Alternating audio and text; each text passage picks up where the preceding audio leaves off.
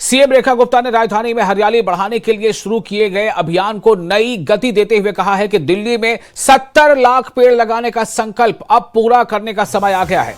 इसके लिए green drive portal launch कर दिया गया है। इस पोर्टल के जरिए नागरिक पौधारोपण के लिए स्लॉट बुक कर सकते हैं। कोई भी नागरिक पौधारोपण के लिए स्लॉट बुक कर सकता है, मुफ्त पौधे भी हासिल कर सकता है। सामुदायिक अभियान के लिए वृक्ष रथ मंगा सकते हैं और दिल्ली ग्रीन वॉरियर के रूप में पंजीकरण भी करा सकते हैं। मुख्यमंत्री ने लोगों से इस हरित अभियान में बढ़ चढ़कर हिस्सा लेने और दिल्ली को ज्यादा हरा भरा बनाने की अपील की है कि दिल्ली में 70 लाख पेड़ पौधे लगाएंगे, साथ मिलकर लगाएंगे। अब शुरू करते हैं प्रोसेस। पोर्टल लॉन्च हो चुका है, आपको मेरी बायो पे मिल जाएगा, मेरी स्टोरी पे मिल जाएगा और आप अपने लिए लोकेशन और टाइमिंग सेलेक्ट कर सकते हैं, अपने लिए स्लॉट बुक कर सकते हैं।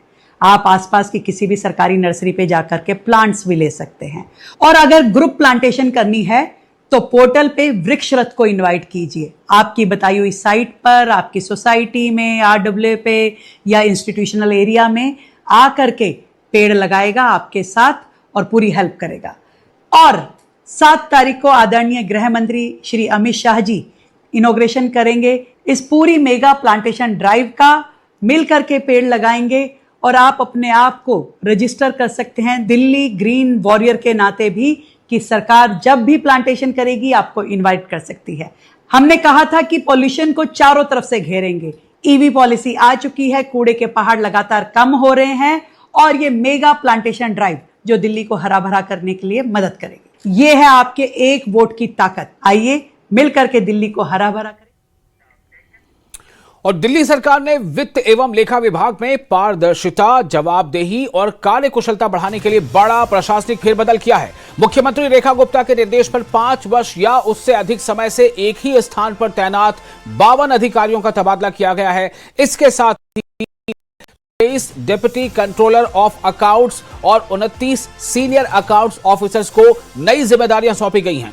19 सीनियर अकाउंट्स ऑफिसर्स को पदोन्नत कर डिप्टी कंट्रोलर ऑफ अकाउंट्स बनाया गया है। सभी तबादले और पदोन्नतियां यानी प्रमोशंस तत्काल प्रभाव से लागू कर दी गई हैं। सरकार का कहना है कि इससे विभाग में सुशासन और दक्षता बढ़ेगी।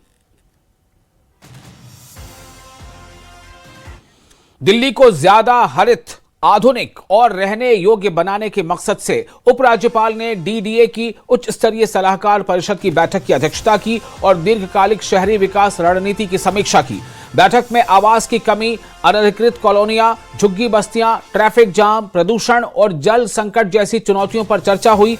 LG ने कहा कि दिल्ली का विकास समावेशी, टिकाऊ और भविष्य उन्मुख होना चाहिए। 4 स्तंभों पर आधारित विजन प्लान में किफायती आवास, पर्यावरण संरक्षण, बेहतर जीवन गुणवत्ता और सुगम परिवहन व्यवस्था पर जोर दिया गया। 1400 वर्ग किलोमीटर क्षेत्र में विकास, TOD, लैंड पूलिंग और यमुना रिवर फ्रंट विकास सहित कई बड़े प्रस्ताव शामिल हैं।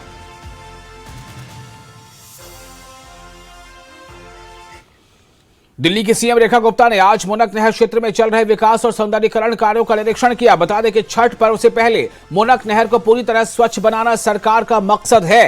निरीक्षण के दौरान सीएम ने मौके पर अधिकारियों को कार्यों में तेजी लाने के निर्देश दिए हैं।